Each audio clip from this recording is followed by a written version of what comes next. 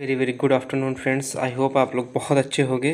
आज हम GK GS का मॉडल पेपर दिखाएंगे कि कैसा आपका पुलिस में पेपर आएगा और इसी लेवल का आएगा, क्योंकि यूपीपी का पेपर बहुत बड़ा नहीं है। क्योंकि आप आरडब्ल्यू पे मिनी मॉक देते हो, कहीं भी देते होगे, ये लोग कभी सिलेबस को फॉलो ही नहीं करते। और पेपर सिलेबस से इस बार भी आया था, आपने 17-18 फरवरी को देखा होगा, देखा था कि नहीं देखा था? देखो, पेपर इसी सिलेबस से आएगा। ऊपर वाले दो चार टॉपिक तो हैं, लेकिन नीचे स्पेशल टॉपिक्स हैं। जीएसटी है, पुरस्कार सम्मान है, साहिब विमुद्रीकरण है, अनुसंधान खोज है और आतंकवाद है। और देखना, आज मेरा प्रैक्टिस सेट है, इन पे देखो सारे टॉपिक मैंने क्वेश्चन एकदम टॉपिक वाइज लेके हर टॉपिक से दो दो क्वेश्चन लिए और पूरा आप सिलेबस के अनुसार देखोगे कि हाँ पेपर ऐसा ही आएगा। देखना, प्रैक्टिस सेट करना। लास्ट तक हमें लगता है मैंने 60 क्वेश्चन लिए और 60 क्वेश्चन तक जो टिक गया तो समझ के जाएगा कि पेपर कैसा आना है इस बार। इसीलिए मैं आपको थोड़ा आगाह करने आया हूँ कि इसी चीज़ों को पढ़ के जाइएगा। और जो 23 और 24 अगस्त को, वो 17 और 18 फरवरी को जो पेपर हुआ था, वो तो आपने देखा ही होगा किस लेवल का था, कैसा था। और बहुत लोग कहेंगे कि इस बार भी पता नहीं कैसा आएगा। वो आएगा तो सबके लिए हार्ड ही आएगा, ना कि आपके लिए आएगा। लेकिन हाँ, इतना जरूर है कि हम इतना करके जाएँ कि 25+ क्वेश्चन हो जाए। 25+ क्वेश्चन हो जाएंगे यदि आपने जितना हमने बताया उतना कर लिया होगा या करके जाओगे उतना, तो आपके 25 क्वेश्चन हो जाएंगे। चलो चलते अपने प्रैक्टिस सेट पे। और हाँ, आप देख के लास्ट तक जरूर जाना। कभी वीडियो को नहीं कहता कि ये कोई मेरे लिए नहीं, ये स्पेशल आपके लिए जीएस के में। आप मॉडल पेपर देखना और फिर थोड़ा स्ट्रेटजी में कहेंगे कि हाँ अब लास्ट में इतना पढ़ लो, बहुत पढ़ चुके हैं, अभी नेक्स्ट वीडियो में डाल देंगे कि हाँ आप जीएस में इतना पढ़ लो, आपका काम हो जाएगा। ठीक है, तो चलते हैं अपने। गारंटी मेरी कि आप लास्ट तक क्वेश्चन देख के गए तो आप बेहतर नहीं, बहुत बेहतर करके आओगे। विश्वनाथ मंदिर का निर्माण किसने किया? विश्वनाथ का मंदिर कहाँ है? विश्वनाथ मंदिर, बाबा विश्वनाथ का मंदिर कहाँ है? वाराणसी में है। वाराणसी में, तो आप लोगों को पता ही होगा। ठीक है बाबा। और एक क्वेश्चन यूपीपी 2018 में शायद आया था, तो किसने बनवाया था? अहिल्या बाई ने। इस मंदिर का निर्माण किसने कराया था? अहिल्या बाई ने कराया था। आप लोग यूपी जी के पढ़ते होंगे, ये चीज़ जरूर पढ़ी होगी। अब देखो, यूपी का प्राचीनतम जीवंत शहर, प्राचीनतम जीवंत नगर कौन सा है? अयोध्या नहीं। सोचते होगे आप तो भगवान राम है कब के, नहीं। कन्नौज नहीं, इलाहाबाद नहीं, बनारस है। जो बनारस से क्वेश्चन पूछे भी जाते हैं खूब, इसीलिए मैंने आज बनारस को खूब अच्छे से ले लिया है। यूपी का प्राचीनतम जीवंत शहर, जीवित शहर मतलब कि जो अभी भी है, जिसको देखो ना, सबसे पुराना हिंदू नगर भी बोलते हैं इसे। जीवंत नगर बनारस है। काशी जिसे बोलते हैं, बहुत पुराना काशी है। तो इसको आप याद रखोगे, ये क्वेश्चन पूछा गया था बहुत बार, इस बार भी पूछा जाएगा, मुझे पूरी पॉसिबिलिटी है। तो यूपी का प्राचीनतम जीवंत नगर कौन सा है? बनारस है। आगे देखो, डीजल लोकोमोटिव वर्क्स कहाँ है? वर्क्स यहाँ पे और लिख लो बीच में, वर्क्स कहाँ है? डीजल लोकोमोटिव वर्क्स कहाँ है?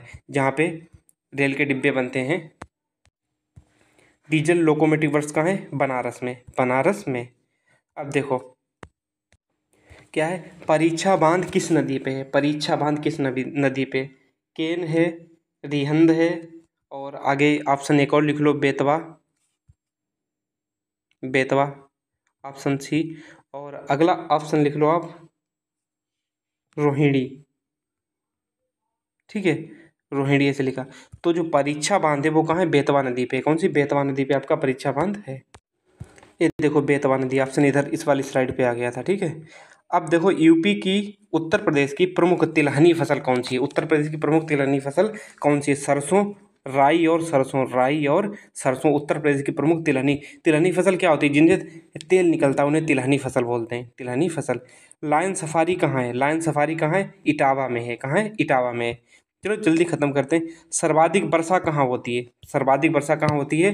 गोरखपुर में होता है। यदि पूछा जाए कि तराई का क्षेत्र, तराई, ये भी क्वेश्चन पूछा जाता है, तराई का क्षेत्र कहाँ है? तराई का क्षेत्र उत्तर प्रदेश के किस जिले में है? यहाँ पे क्षेत्र अच्छे से लिख देंगे। उत्तर प्रदेश के किस जिले में है तराई का क्षेत्र? तो वो भी कहाँ है? गोरखपुर में तराई का क्षेत्र है, क्योंकि वहाँ बारिश ज़्यादा होती है, इसीलिए उसे बोलते हैं तराई का क्षेत्र। किस जिले की सीमा नेपाल से लगती है? किससे लगती है? महाराजगंज की। गोरखपुर की नहीं लगती, गोरखपुर पहले। बलिया की नहीं लगती, बस्ती की। बलिया की सीमा किससे लगती है? बिहार से लगती है। बलिया की सीमा बिहार से लगती है। बलिया के बागी। सबसे पहले स्वतंत्रता से पहले कौन स्वतंत्र हो गया था? बलिया हो गया था। कि बलिया इसीलिए कहते हैं बलिया के बागी, क्यों? क्योंकि स्वतंत्रता से पहले ही, स्वतंत्रता लेने से पहले ही स्वतंत्र हो गया था, इसने खुद को स्वतंत्र करवा लिया था। तो नेपाल की सीमा किससे लगती है? महाराजगंज से। अब देखो, ग्रेट बैरियर रीफ किस देश में है? ग्रेट बैरियर रीफ कहाँ है? ऑस्ट्रेलिया में है, जहाँ मूंगा चट्टान होते हैं। मूंगा चट्टान मैंने एक बार में मूंगा चट्टान समझाई भी थी किसी वीडियो में, आप लोगों को याद है या नहीं मुझे नहीं पता। लेकिन जो ग्रेट बैरियर रीफ है ऑस्ट्रेलिया में, और इसे जीडीआर बोलते हैं, great dividing range. Great dividing range पूछा जाए, ग्रेट डिवाइडिंग रेंज जीडीआर कहाँ है? ऑस्ट्रेलिया में। कहाँ है? ऑस्ट्रेलिया में। ये मेरा पहला वीडियो था जिसमें मैंने रूम का रिव्यू किया था, और उसी में से एक क्वेश्चन मैंने बताया था कि देखो मैंने ऐसे नोट्स बनाए हैं, और उसी में से 17 फरवरी फर्स्ट शिफ्ट का यही क्वेश्चन आया था कि जीडीआर या ग्रेट बैरियर रीफ कहाँ है? कहाँ है? ऑस्ट्रेलिया में। सरदार सरोवर बांध किस नदी पर है? सरदार सरोवर बहुउद्देशीय नदी घाटी परियोजना है, अपने टारगेट में पूरी की होगी, पहले वाले में भी कराई थी। तो कहाँ है? नर्मदा नदी पे। कहाँ पे? नर्मदा नदी पे। आप लोग देखना कि आपके कितने क्वेश्चन सही हो रहे हैं। लाल मिट्टी का रंग लाल क्यों होता है? लाल मिट्टी का रंग किसके? फेरस। फेरस मतलब लोहा। लोहा मतलब Fe। लोहा के कारण जो मिट्टी होती है वो लाल होती है, इसीलिए इसमें लाल रंग इसका होता है। देखो, भारत की मानक रेखा कितने राज्यों से होके जाती है? भारत की मानक रेखा 5 राज्यों से होके जाती है। और मानक रेखा कौन सी है? 82.5 डिग्री पूर्वी। 82.5 डिग्री पूर्वी ही तो मानक रेखा है, इसे ही तो बोलते हैं। और ये कितने राज्यों से जाती है? यूपी, एमपी और छत्तीसगढ़। यूपी, एमपी, छत्तीसगढ़, उड़ीसा, उड़ीसा और आंध्र प्रदेश, और आंध्र प्रदेश। इतने राज्यों से भारत की मानक रेखा जाती है। कितने? 5 राज्यों से जाती है। देखो, यूपी, एमपी, छत्तीसगढ़, उड़ीसा और आंध्र प्रदेश। 82.5 डिग्री 5 राज्यों से होके जाती है। 82.5 डिग्री पूर्वी रेखा है। यूपी, एमपी, छत्तीसगढ़, उड़ीसा और आंध्र प्रदेश, इतने राज्यों से होके जाती है।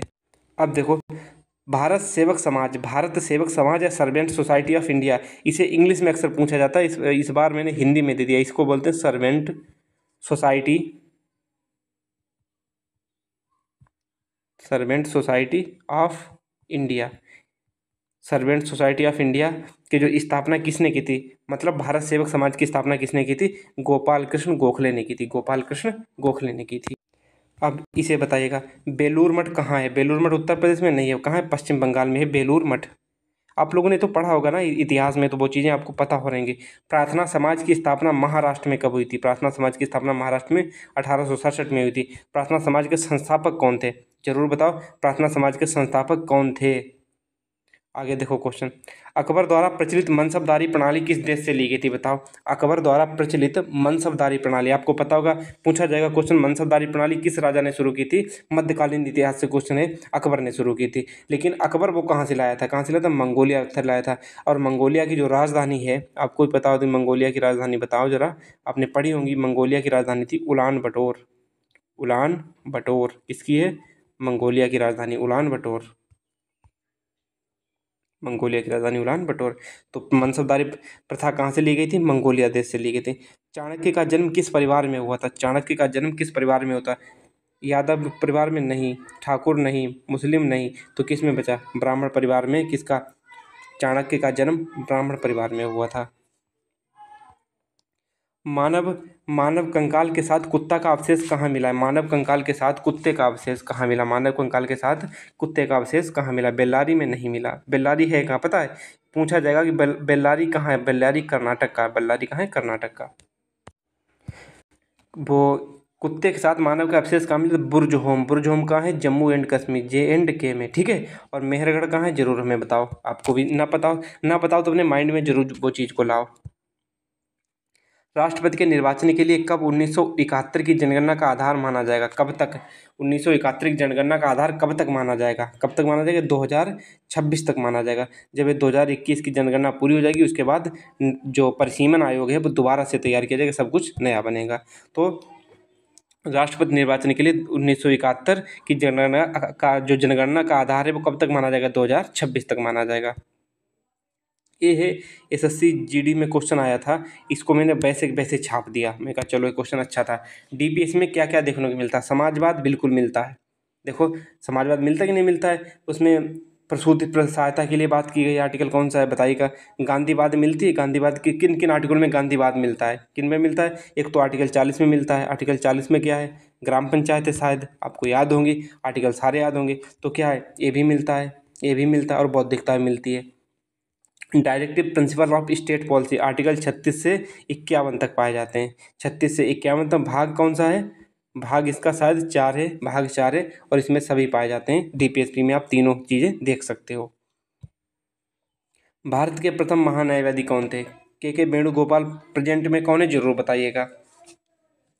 इनमें से कोई नहीं तो हटाओ, तो सोराबजी है नहीं, तो एमसी सीतलवाड़ जो भारत के प्रथम महान्यायवादी थे एमसी सीतलवाड़ थे।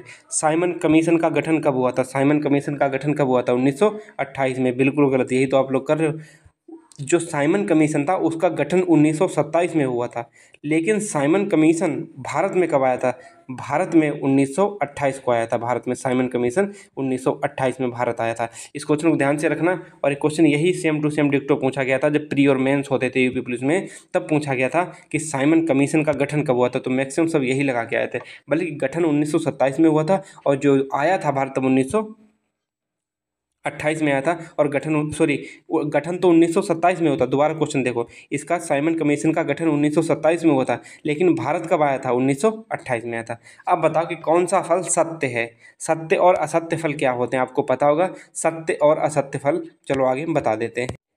सत्य और असत्य फल, सत्य फल वो होते हैं, देखो इसमें पूछा गया कौन सा फल सत्य है। सत्य फल वो होते हैं, सत्य फल की परिभाषा भी आप जान लो।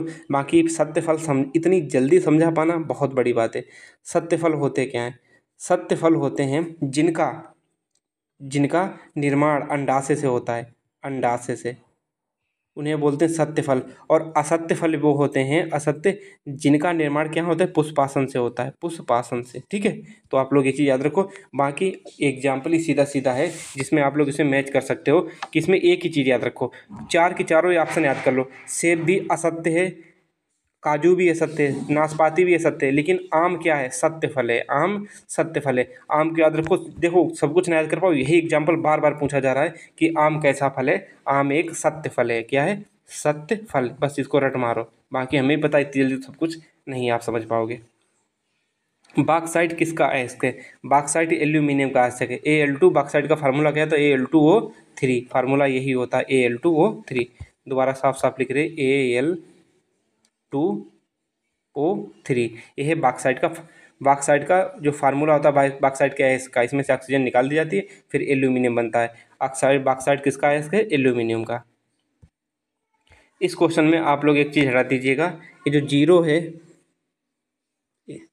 एक मिनट, यहाँ पे जो जीरो है, जो 90 है ना, इसको 90 नहीं, यहाँ पे 9 होना चाहिए। ठीक है, यहाँ पे 9। चलो मैं यहाँ से दोबारा लिख दे रहा हूँ पूरा काट के। जब यदि तापमान 9 डिग्री सेल्सियस से 3 डिग्री सेल्सियस हो रहा है, 3 डिग्री सेल्सियस हो रहा है, तो आयतन क्या होगा? आयतन देखो, 4 डिग्री सेल्सियस पर आपको पता है कि जो आयतन होता है द्रव का सबसे ज़्यादा होता है, सबसे ज़्यादा होता है 4 डिग्री सेल्सियस पे। तो देखो हम 9 से 3 की तरफ आ रहे हैं, मतलब ज़्यादा की तरह। तो इसका मतलब क्या है? पहले घटेगा और फिर बढ़ेगा। पहले घटेगा, घटता जाएगा, फिर बढ़ेगा, क्योंकि 4 डिग्री सेल्सियस की तरफ आ रहे हैं। तो इसका आंसर क्या हो जाएगा? पहले घटेगा और फिर बढ़ेगा। अगला क्वेश्चन देखते हैं। फोनोमीटर, फोनोमीटर से किसकी तीव्रता मापी जाती है? फोनोमीटर से किसकी तीव्रता मापी जाती है? ध्वनि की तीव्रता फोनोमीटर से मापी जाती है। एक बैरल में कितना लीटर होता है? एक बैरल में 159 लीटर होता है। भारत में 1936 में स्थापित प्रथम राष्ट्रीय उद्यान का नाम क्या था? प्रथम राष्ट्रीय उद्यान का नाम क्या था? 1936 में स्थापित प्रथम राष्ट्रीय उद्यान हेली नेशनल पार्क, हेली राष्ट्रीय उद्यान था, जो 1936 में स्थापित किया गया था। अब देखो नार्वे की राजधानी, नार्वे की राजधानी क्या है? नार्वे की राजधानी ओस्लो। नार्वे की राजधानी क्या है? ओस्लो। निकोसिया साइप्रस की राजधानी, किसकी? साइप्रस की राजधानी। लिस्बन किसकी है? आप लोग बताओ। ढाका किसकी है? बांग्लादेश की। किसकी? बांग्लादेश की। और इसकी मुद्रा क्या है? टका। ठीक है। रेबीज की खोज किसने की थी? रेबीज के टीके की खोज किसने की थी? लुईस पास्चर ने की थी। रेबीज के टीके की खोज लुईस पास्चर ने की थी। प्रिंसिपिया प्रिंसिपिया किसकी रचना है? प्रिंसिपिया एडिसन की है? नहीं, न्यूटन की है। ये हमें लगता है 1687 में इसकी रचना हुई थी। 1687 या 1887 था, पता नहीं। इसकी रचना जरूर देख लेना, ना भी मानो कोई बात नहीं, लेकिन मैंने ऐसे ही लिख दिया क्योंकि एनसीईआरटी पढ़ी थी तो उसमें लिखा था कि प्रिंसिपिया किसने? न्यूटन ने लिखी थी, लेकिन कब लिखी थी मुझे भी कंफर्म याद नहीं है। तो प्रिंसिपिया किसकी रचना है? सर आइजैक न्यूटन की। बिजली असुविधा के लिए, जैसे आपका कोई ट्रांसफार्मर फूक गया है, आपका कोई बिजली का तार 11,000 33,000 कोई वोल्टेज की लाइट है, वो आपके गांव में गिर गई है, या किसी वजह से हो गया है, तो कौन सा नंबर मिलाते हैं? 1912, जो क्या ना, बिजली का हेल्पलाइन नंबर। 1923 है साइबर क्राइम हेल्पलाइन नंबर, 1839 वो 1139 नहीं है, यहाँ पे खाली 139 होना चाहिए। 139 जो नंबर होता है वो रेलवे की इंक्वायरी के लिए होता है, रेलवे इंक्वायरी के लिए, ठीक है। कौन सा? 139 नंबर। और 17 17 क्या होता है? मौसम, मौसम विभाग की जानकारी के लिए, शायद मुझे लगता है यही होता है 17 17, ठीक है। बाकी आपको कौन कौन सा इंपॉर्टेंट है? 1930 और 1912 बिजली विभाग की हेल्पलाइन नंबर, और बिजली की असुविधा के लिए कोई भी असुविधा हुई तो 1912 पे आप फ़ोन कर सकते हो। अब देखो, पर्यावरण संरक्षण अधिनियम कब बना? पर्यावरण संरक्षण अधिनियम कब बना था? 1986 में बना था पर्यावरण संरक्षण अधिनियम। प्रोजेक्ट टाइगर पीटी, पीटी कब बना था? 1973 में प्रोजेक्ट टाइगर आया था। किसके बाद आया था? पर्यावरण, उसके बाद प्रोजेक्ट टाइगर, चलो इसमें बाद में बताएंगे, इसमें कोई खास है नहीं। इटाई इटाई रोग से कौन सा, इटाई इटाई से कौन सा रोग होता है? सॉरी, इटाई इटाई रोग किससे होता है? कैडमियम से होता है, कैडमियम से इटाई इटाई रोग होता है। इसमें सब रटने वाली चीज़ होती है, तो इसमें कुछ कह नहीं सकते। देखो, तालाब के जेब भार का पिरामिड क्या होता है? तालाब के जेब भार का जो पिरामिड होता है सदैव उल्टा होता है, सदैव उल्टा होता है। अब ये कैसे होता है? जेब भार का पूछा गया। अब देखो कि आपके पास जेब भार का पिरामिड कैसा बनेगा? सबसे ज़्यादा आपके पास क्या होंगी? माना कि 10,000 मछलियाँ हैं, ठीक है। इनका जेब भार निकालो, फिर उनसे छोटी मछलियाँ होंगी, फिर उनसे छोटी मछलियाँ होंगी, तो सबसे बड़ी मछली, रहने दो, नहीं तो आप लोग बहुत ज़्यादा वीडियो खिंच जाएगा, कहेंगे फिर तो बहुत ओवर खोल देते हो वीडियो। क्योंकि आप लोग हमसे ये भी वो एक्सपेक्ट करते हो वीडियो छोटा भी और हर चीज़ समझ में ही आ जाए। मैं वही करता हूँ, लेकिन आखिर कितना छोटा कर पाऊँगा। तालाब के जेब भर का पिरामिड कैसा? सदैव उल्टा होता है हमेशा, इसे याद। जेब भर का पिरामिड। यदि पूछा जाए संख्या का पिरामिड, यदि पूछा जाए संख्या का पिरामिड, तब बताओगे सदैव सीधा होता है। किसका? सदैव सीधा होता है संख्या का पिरामिड। और यहाँ पे जेब भार का पूछा गया है। जनसंख्या नियंत्रण और परिवार नियोजन किस सूची का विषय है? जनसंख्या नियंत्रण और परिवार नियोजन संवर्ती सूची का विषय है। लेकिन आगे देखो नेक्स्ट क्वेश्चन, जिससे कि आप लोग परेशान ना हो। जनगणना किस सूची का विषय? जनगणना कौन कराता है? भारत सरकार का गृह मंत्रालय कराता है। भारत सरकार का गृह मंत्रालय, होम मिनिस्ट्री जनगणना कराती है। और जो हमारी 2011 की जनगणना, अंतिम जनगणना हुई थी, अवर अवर सेंसस अवर फ्यूचर, उसका क्या था? Our census our future, OSOP OF, ये इसका थीम थी। तो एक इसका संघ सूची का विषय, क्योंकि गृह मंत्रालय भारत सरकार के अंतर्गत होती है जनगणना, लेकिन नियोजन और नियंत्रण संवर्ती सूची का विषय। इस पर राज्य सरकार भी नियम बना सकती है और केंद्र सरकार भी नियम बना सकती है। अब देखो, IMF की स्थापना कब हुई थी? IMF की, इंटरनेशनल मॉनेटरी फंड की स्थापना 1945 में हुई थी। रेड क्रॉस का मुख्यालय कहाँ है? रेड क्रॉस का मुख्यालय जिनेवा में, और इसका जो क्या ना स्थापना हुई थी वो 1863 में हुई थी। 1863 में। काहिरा, काहिरा किसका मुख्यालय? वो अरब लीग का मुख्यालय। कौन? काहिरा, काहिरा अरब लीग का मुख्यालय है। अरब लीग याद रखना। नॉर्मन बोरलॉग पुरस्कार किस क्षेत्र में दिया जाता है? बोरलॉग पुरस्कार किस क्षेत्र में दिया जाता है? वो कृषि के क्षेत्र में दिया जाता है। नॉर्मन बोरलॉग किससे संबंधित है? हरित क्रांति से संबंधित है। शायद आप लोगों को कुछ कुछ याद आया होगा। सेल का मुख्यालय, स्टील अथॉरिटी ऑफ इंडिया का मुख्यालय कहाँ है? कहाँ है? नई दिल्ली में। लेकिन इसकी जो हेड है, या जो प्रेजेंट में हेड है, कौन है हेड इसका? जो अध्यक्ष है हेड, क्या वही अध्यक्ष कौन है इसकी? आप लोग जरूर याद करना या कमेंट करके हमें बताना। SAIL steel authority of India limited, क्या इसका मुख्यालय नई दिल्ली में है। आगे देखो, CRPF की स्थापना कब हुई थी? 1939 में हुई थी। किसके? जो इंग्लैंड के क्राउन के तहत हुई थी। क्राउन, क्राउन जानते होगे। CRPF का फुल फॉर्म क्या था? Central reserve police force, central reserve police force. और इसकी स्थापना हुई थी 1939 में, CRPF की, ठीक है। अब इस क्वेश्चन को, सर्जिकल स्ट्राइक शब्द किससे संबंधित है? साइबर अपराध से नहीं है, बिल्कुल आतंकवाद से। जब आतंकवादी घटना होती है तो उसी पे तो अटैक करते हैं, जैसे अभी सर्जिकल स्ट्राइक 2019 में हुई थी। क्या है? आतंकवाद से संबंधित सर्जिकल स्ट्राइक। मॉडल पुलिस अधिनियम कब बना था? 2006 में बना था। कि आपकी वर्दी कैसी होगी, आपको कैसे रहन सहन, वो सब उसके बारे में 2006 में। मॉडल पुलिस अधिनियम। UPP गृह विभाग के सचिव कौन है? यूपी उत्तर प्रदेश पुलिस गृह विभाग के सचिव कौन है? संजय प्रसाद हैं। और अवनीश दुबे कौन है? ये यूपी राजस्व के सचिव हैं, ठीक है।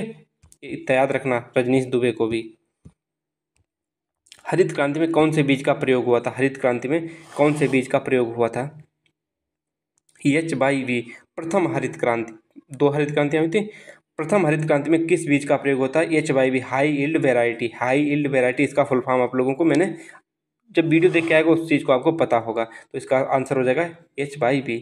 निम्न में कौन सा किसका नाम अन्य नाम दूसरा नाम, अन्य नाम मतलब दूसरा नाम तूर है? अरहर की दाल को ही तूर बोलते हैं। UPP 2018 में पूछा गया था क्वेश्चन, अरहर की दाल को तूर बोलते हैं। अरहर का दूसरा नाम क्या है? तूर। ये देखो ऑप्शन हो गया आपका अरहर की दाल। सोनपुर मेला किस राज्य में लगता है? सोनपुर मेला किस राज्य में लगता है, कहाँ लगता है बताओ? बिहार वालों भाइयों आपको याद आ गया होगा कौन से, वो आपके बिहार में लगता है। व्हाट्सएप की स्थापना कब हुई थी? व्हाट्सएप की स्थापना 2009 में हुई थी। व्हाट्सएप की स्थापना। एप्पल के वर्चुअल असिस्टेंट का नाम क्या है? एप्पल के वर्चुअल असिस्टेंट का नाम क्या है? एप्पल के वर्चुअल असिस्टेंट का नाम क्या है? सिरी। सिरी। काटेना किसका है जरूर बताओ? अलीबाबा। अलीबाबा का वर्चुअल असिस्टेंट बताओ, वर्चुअल असिस्टेंट भी ये बताओ अलीबाबा का क्या है? पढ़े होगे तो आप लोग जरूर पता होगा। इथोपिया की मुद्रा क्या है? इथोपिया की मुद्रा पीसो मैक्सिको की है। फ्रैंक फेंको, फ्रैंक फेंको पता होगी। डॉलर आपको तो बहुत देशों की है। बिर्र मुद्रा है क्या? बिर्र। बिर्र किसकी? इथोपिया की मुद्रा का नाम बिर्र। इथोपिया की राजधानी क्या है? इथोपिया की राजधानी बताओ जरूर। इथोपिया। अब इस क्वेश्चन में भारत के किस पड़ोसी देश को लैंड ऑफ थंडरबोल्ट कहा जाता है? भारत के किस पड़ोसी देश को लैंड ऑफ थंडरबोल्ट कहा जाता है? श्रीलंका को नहीं, मालदीव को नहीं, किसको? भूटान को लैंड ऑफ थंडरबोल्ट कहा जाता है। क्यों? क्योंकि भूटान एकदम पर्वतीय है, तो बादल बनते हैं जिससे खूब टकराते हैं तो बिजली खूब तड़कती है। थंडरबोल्ट एकदम ठंडराहट होती है, तो इसे बोलते हैं इसलिए लैंड ऑफ थंडरबोल्ट। राज्य मानवाधिकार आयोग के अध्यक्ष व सदस्य की नियुक्ति कौन करता है? राज्यपाल करता है। राज्य मानवाधिकार आयोग के अध्यक्ष व सदस्य की नियुक्ति कौन करता है? राज्यपाल करता है। मानवाधिकार 2024 की थीम क्या है? मानवाधिकार 2024 की थीम क्या है? अन्याय के खिलाफ विद्रोह नहीं, सुनहरा भविष्य नहीं, मानवाधिकार कायम रखना नहीं, भविष्य में मानवाधिकार संस्कृति को समेकित और कायम रखना, भविष्य में मानवाधिकार को समेकित और कायम रखना। आगे चलो नेक्स्ट क्वेश्चन। भारत में साइबर क्राइम अपराध की जांच कौन करता है? I4C। I4C मतलब IIIC। इसका फुल फॉर्म हमें बताओ। इंडियन, चलो रहने दो, आप इसका I4C का फुल फॉर्म जरूर हमें बताओ। और I4C होता है, I4C का आज जो यहाँ तक आएगा उसका हर इंसान का कमेंट सेक्शन में होना चाहिए I4C का फुल फॉर्म क्या होता है। यदि मैं आपके लिए इतना मेहनत करता सकता हूँ तो आपको भी मैं इतना तो कमेंट करने चाहिए कि I4C का फुल फॉर्म क्या है। मैं तो बता दूंगा, मुझे कोई दिक्कत नहीं। भारतीय साइबर क्राइम अपराध की जांच I4C करता है। अब देखो यूपी साइबर क्राइम का मुख्यालय क्या है? लखनऊ में। चौथा ऑप्शन लखनऊ ही होगा। नोएडा में नहीं, प्रयागराज में क्या है? राजस्व वाला। कानपुर में कुछ नहीं है, तो इसका आंसर क्या हो जाएगा? यूपी साइबर क्राइम का मुख्यालय क्या है? लखनऊ में। अगला क्वेश्चन, यूपी के राजस्व परिषद के वर्तमान अध्यक्ष कौन है? यूपी राजस्व परिषद के वर्तमान अध्यक्ष कौन है? रजनीश दुबे हैं। रजनीश दुबे। आगे देखो, उत्तर प्रदेश राजस्व संहिता कब बनी? उत्तर प्रदेश राजस्व संहिता 2006 में बनी थी। उत्तर प्रदेश राजस्व संहिता 2006 में बनी थी। आप हमें बताना, चलो आज कमेंट करके बताना, टोंगिया रोपबानी, रोपबानी क्या होती है? टोंगिया रोपबानी हमें बताना, रोपबानी। और एक चीज़ और बताना कि फसल ईयर किस है? फसल वर्ष कब होता है? फसल यूपी राजस्व संहिता 2006 के अनुसार फसल वर्ष क्या होता है? और होल्डिंग जमीन, होल्डिंग धरती जिसे बोलते हैं, धरती या होल्डिंग, होल्डिंग भूमि किसे कहते हैं? ये मैंने हर चीज़ें कराई, आप देखना जाके वीडियो में। होल्डिंग धरती, होल्डिंग इंग्लिश तो पता ही होगी आपको, तो 2006 में इसकी बनी थी।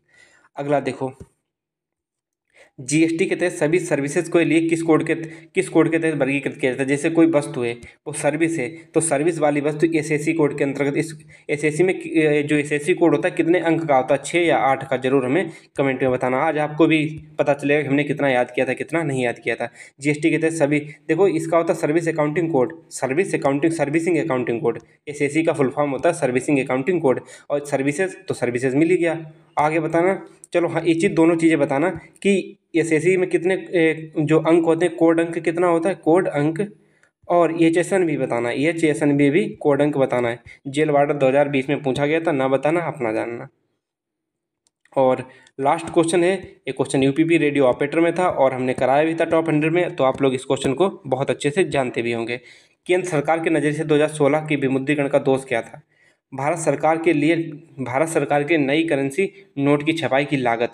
देखो यही तो दोस्त था। दोस्त मतलब कि हाँ, इसमें क्या कमी रह गई थी। कमी मतलब कि कमी मतलब इसमें ये चीज़ कही जाएगी कि हमारा इस चीज़ में खर्चा हुआ था, किसमें, नोट छपाई में। जब हमने नोटबंदी की थी तो हमारी नोट छपाई में खर्चा गया, तो यही हमारे अंदर दोष आ गया था। तो भारत सरकार के नई करेंसी नोट की छपाई हुई थी। लगभग में मैंने सारे इसमें ले लिए थे, इसमें कुछ भी नहीं छूटा था। और एक चीज़ छोड़ दी थी मैंने, जानबूझ के छोड़ी थी, वो आप लोग मैं बता ही देता हूँ लास्ट में, आप लोग मत ज़्यादा परेशान होइएगा। जो छोड़ा था वो मैंने महत्वपूर्ण दिवस छोड़ा था, शायद आप लोगों ने इस चीज़ का ध्यान दिया हो। तो महत्वपूर्ण दिवस, बाकी कुछ भी इससे भी हो गया था, इससे भी हो गया था, हर सब्जेक्ट से क्वेश्चन था। और पेपर इसी लेवल का आएगा, ज़्यादा हार्ड इजी। कैसा लगा आपको? और लास्ट में जो यहाँ तक आया वो अपने कमेंट करके जाए। हमारे 60 में ऐसे लिखना, जैसे आपके 50 क्वेश्चन सही है तो 50/60 ऐसे करके सब लोग कमेंट सेक्शन लिख के जाना कि हमारा। और प्रैक्टिस सेट इसलिए मैं लाया ताकि आप लोग जान सको कि हमारा पेपर कैसा आएगा, इसी के अनुसार आएगा। हर चैप्टर से लिया था, आतंकवाद से लिया था कि नहीं, सर्जिकल स्ट्राइक वाला, और थंडरबोल्ट द्वारा भारत के पड़ोसी देश से लिया था, राजस्व वाला लिया था, पुलिस प्रशासन से लिया था, पुलिस मॉडल अधिनियम पूछा था मैंने, विमुद्रीकरण, साइबर क्राइम, जीएसटी, पुरस्कार सम्मान, देश राजधानी से पूछा था, और पुस्तक लेखक सबसे पूछा था, और सोशल मीडिया से व्हाट्सएप वाला पूछा था, सॉरी, विश्व भूगोल से वो वाला क्वेश्चन आया था, शायद आपको याद हो, ग्रेट बैरियर रीफ। भूगोल से तो 2-3 क्वेश्चन थे ही थे, पर्यावरण से भी था, जनसंख्या भी था, वाणिज्य व्यापार से भी था, भारतीय कृषि से भी था, भारतीय संविधान से भी था, भारतीय इतिहास से भी था, भारतीय बहुत सामान्य विज्ञान से भी था। तो कुछ छूटा नहीं छूटा, तो पेपर आपका ऐसे आएगा। बाय बाय, टेक केयर, मिलते हैं नेक्स्ट वीडियो में। कैसा लगा जरूर बताइएगा। और बाकी अभी हम स्ट्रेटजी 20-25 दिन में अब क्या पढ़ें क्या नहीं पढ़ें वो चीज़ लेकर आएंगे। Bye bye, love you all.